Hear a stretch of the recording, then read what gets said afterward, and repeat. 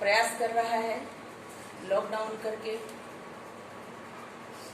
Corona से मुक्ति पाने का।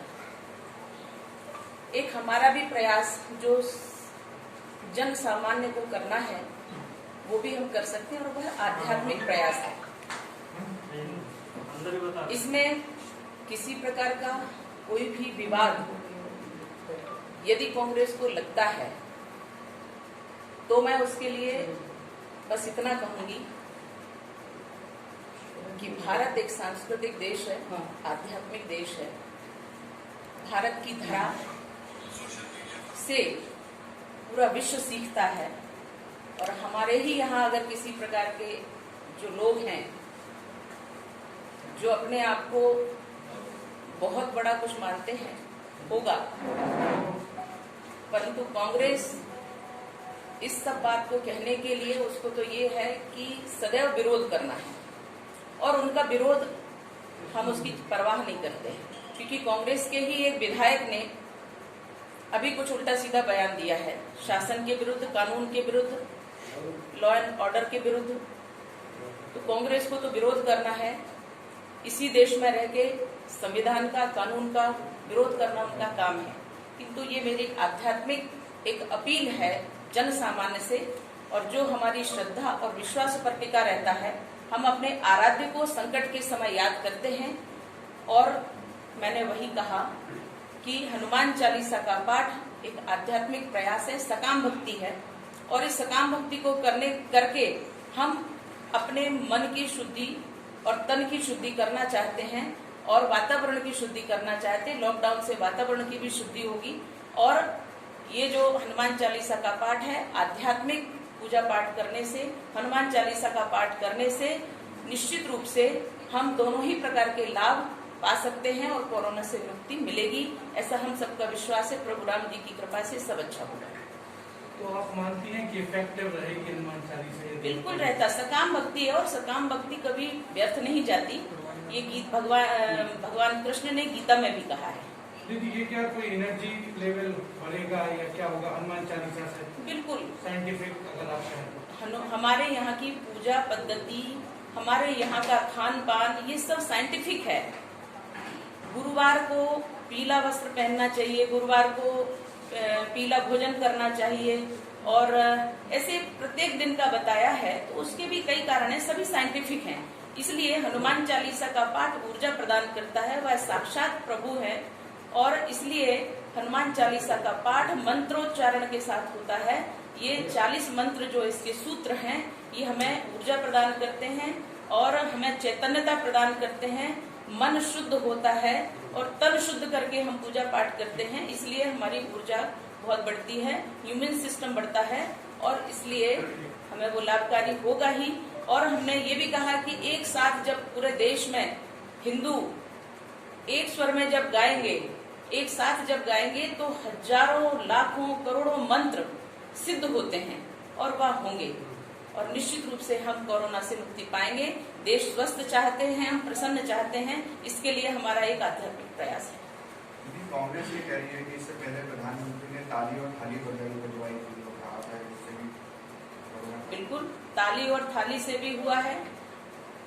देखो, कांग्रेस को तो हमेशा विरोध करना है। हर व्यक्ति ने, प्रत्येक व्यक्ति ने माननीय श्री नरेंद्र मोदी जी का साथ दिया, और हर व्यक्ति ये चाहता था कि ये महामारी का काल जो है कैसे भी करके निकल जाए। उन्होंने ताली का आह्वान किया, थाली का आह्वान किया, दीप जलाने का आह्वान किया, और प्रत्येक घर से ताली, थाली और दीपक ये सभी जलाए गए, तालियां बजाई गई, थालियां बजाई गई, और यही नहीं विश्व में बजाए गए। तो जहां विश्व में इस चीज की मान्यता हो गई, वहां दुर्भाग्य है कि हमारे यहाँ की ऐसी पार्टी जिसको अभी तक ये ज्ञान नहीं हो पाया भारत की धरा पर रह के, ये दुर्भाग्यपूर्ण है। 5 तारीख को राम मंदिर का भूमि पूजन होने जा रहा है, आप जाएंगे वहाँ पे? देखो, हम तो मन से पहुंचते हैं। हमारा नेतृत्व करने के लिए, सभी राम भक्तों का नेतृत्व करने के लिए पूरे विश्व में जो भी हिंदू है, जिनकी भी प्रभु राम में आस्था है, उन सभी का नेतृत्व करने के लिए हमारे माननीय प्रधानमंत्री जी पहुंचेंगे। हमारे वहाँ साधु संत जो एकत्रित हैं वहाँ पहुंचेंगे। हम अपने देश में कानून का पालन करते हैं।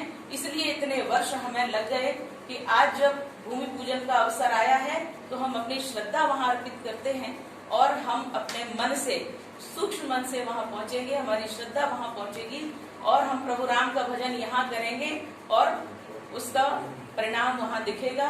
वहां सुखपूर्वक निर्विघ्न रूप से भूमि पूजन होगा। प्रभु रामचंद्र भगवान की जय। आप जैसे लोग इसमें संघर्ष आप लोगों ने किया है राम मंदिर निर्माण में, आपने इससे पहले भी बताया, उसको लेकर आप साझा करना चाहेंगे? कितना बड़ा ये संघर्ष रहा और कितनी खुशी आपको है अपने साथ? ये सच है, संघर्ष जब करना चाहिए था तब किया। भारत में जो हमारे आराध्य देव हैं भगवान प्रभु रामचंद्र जी की जन्मस्थली है, हम वहाँ किसी भी प्रकार का विवाद नहीं चाहते थे, पर जहाँ रामलला प्रकट हुए थे हम उस स्थली को पूजना चाहते थे और वह विवादों में थी। इसलिए सबने एक साथ कार्य किया और वहां पर आज भूमि पूजन का अवसर आया है, क्योंकि कोई बाबर के आराध्य देव भगवान राम नहीं थे। बाबर तो एक आक्रमणकारी था, आतंकवादी था। अगर वो अपना स्थान वहां मानता है या आज भी जो भी यहाँ मुस्लिम हैं वो यदि उसको अपना किसी प्रकार से आदर्श मानते हैं तो ये दुर्भाग्यपूर्ण ही नहीं, ये उसके अनुयायी कहे जाएंगे। परंतु हमारे तो प्रभु राम वहाँ प्रकटे थे और हम अगर वहाँ पूजन करने जाते इसमें अपराध कौन सा है? और हम प्रभु राम जी का पूजन करें, उनकी प्रकट स्थली पे करें, जन्म स्थली पर करें, तो ये तो हमारा जन्मसिद्ध अधिकार है और इसमें कोई विवाद का प्रश्न ही नहीं है। और यहाँ के जो लोग दूसरे वर्ग के लोग हैं, विरोधी लोग हैं, अगर वो भी सपोर्ट करके खड़े होते और काफी लोगों ने किया भी है, तो मैं उनका स्वागत करती हूँ और मैं बिल्कुल कहूंगी कि इस देश में प्रभु राम पूजे जाते हैं, इस देश में उनकी जन्म स्थली है और भगवान कृष्ण पूजे जाते हैं। और इसलिए जब देवी देवता हमारे उनके स्थल पर पूजे जाएंगे तो निश्चित रूप से हम अपने अधिकार को पाते हैं, हम अपने पूजा पाठ कर सकते हैं और ये सबको पूजा पद्धति का अधिकार है स्वतंत्रता से। उसी के अंतर्गत हम कानून के तहत, विधि विधान के तहत ये कार्य करते हैं, हम कभी अपने संविधान का उल्लंघन नहीं करते। दीदी, समाजवादी पार्टी और ओबीसी की पार्टी है, उसने विरोध किया है कि आप लॉकडाउन लगा देते हैं जब बकरा ईद आए या रक्षाबंधन आए और आप 5 तारीख को इतना बड़ा कार्यक्रम होने वाला है, उसमें पीएम नरेंद्र मोदी पहुंचेंगे, तमाम तरह की सोशल डिस्टेंसिंग के वायलेशन होगी। तो ये एक तरफ ये आरोप लगाया जा रहा है, मीन्स यहाँ मतलब किसी भी तरह से 2 तरह के कानून लागू किए जा रहे हैं। एक तरफ बकरीद और ये त्योहार आ रहा है उनकी बंदिशें, दूसरी तरफ खुलापन राम मंदिर के लिए। ये सब लोग तो विवाद करना चाहते हैं और इन विवादों का कहीं कोई आधार नहीं है। अगर उनकी बकरा ईद है तो हिंदुओं का भी रक्षाबंधन है और हमने तो इतने त्योहारों को अपने शांतिपूर्वक हमारे नेताओं के कहने पर, प्रधानमंत्री मोदी जी के आह्वान पर, हमारे शिवराज जी मुख्यमंत्री मध्य प्रदेश के आह्वान पर हम सब लोगों ने अगर किसी भी प्रकार से समाज का हित, समाज की स्वस्थता हम चाहते हैं तो इसमें कोई अपराध नहीं है। किंतु इस तरह के जो असंवैधानिक बयान देते हैं, जैसे कि उन्होंने जो कहा है कि हम तो बकरा ईद मनाएंगे, तो ये कानून का उल्लंघन है, गैर कानूनी है। हमारा रक्षाबंधन, हमने अपने नवरात्रि 9 दिन के जो हमारे उपवास रहते, पूजा पाठ रहता है, उस समय हमने वो भी अपने घर में रह करके मनाया है। हमने अपना वर्ष प्रतिपदा, 9 वर्ष, हमने उसको भी अपना घर में रह करके मनाया है। होली घर में रह करके मनाई है। हर त्योहार में हमने अपना घर में रह करके मनाया, क्योंकि हमें देश स्वस्थ चाहिए। जब देश की जनता स्वस्थ होगी, प्रसन्न होगी और जीवित होंगे, तभी हम कोई भी त्योहार हर्षोल्लास से मनाया जा सकता है और हम मना पाएंगे। क्योंकि अगर बाजू वाले घर में कोई दुर्घटना हुई है तो हम अपने घर में ढोल नहीं बजा सकते, और अगर कोई ऐसा करता है तो असंवैधानिक है। हमारे त्योहार तो बिल्कुल शुद्ध शाकाहारी होते हैं, हम तो किसी का काटना, पीटना, बलि और ये कुर्बानी नहीं देते। परंतु अगर तुम्हारे यहाँ कुर्बानी का है तो उसके लिए भी जो भी नियम कानून है वो सब बनाएंगे। परंतु हम अपना रक्षाबंधन का पवित्र त्योहार भी नहीं मना सकते। अगर इस प्रकार से ये लोग कहते हैं तो हम अपनी भावना को फिर हमें भी प्रकट करना पड़ेगा और ये कानूनन उल्लंघन होगा। क्योंकि अगर इस प्रकार से मैंने जो बयान उनका सुना, लोगों को भड़काना, लोगों को उकसाना और दंगे फसाद करना शांतिपूर्ण क्षेत्र में, मैं एक बात कहती हूँ, ये सिर्फ भोपाल में लगा है। क्या बकरी ईद सिर्फ भोपाल में मनाई जाती है? क्या बकरी ईद और क्षेत्रों में जहां प्रतिबंध नहीं है वहां नहीं मनाई जाएगी? अगर ये दावा करें इस चीज का कि हाँ सिर्फ भोपाल में मनाई जाती है तो बता दें। हमारा भी रक्षाबंधन का त्योहार है, हम भी पूरे हर्षोल्लास से मनाते हैं। बहन भाइयों के यहाँ जाती है, भाई बहनों के यहाँ आते हैं, आना जाना होता है, सब कुछ बंद है। परंतु किसके हित में?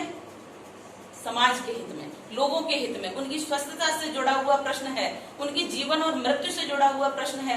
ये महामारी किसी एक पर नहीं आती। अभी इन्होंने तबलीगी जमात के द्वारा जितना कुछ संक्रमण फैला सकते थे उन्होंने फैलाया।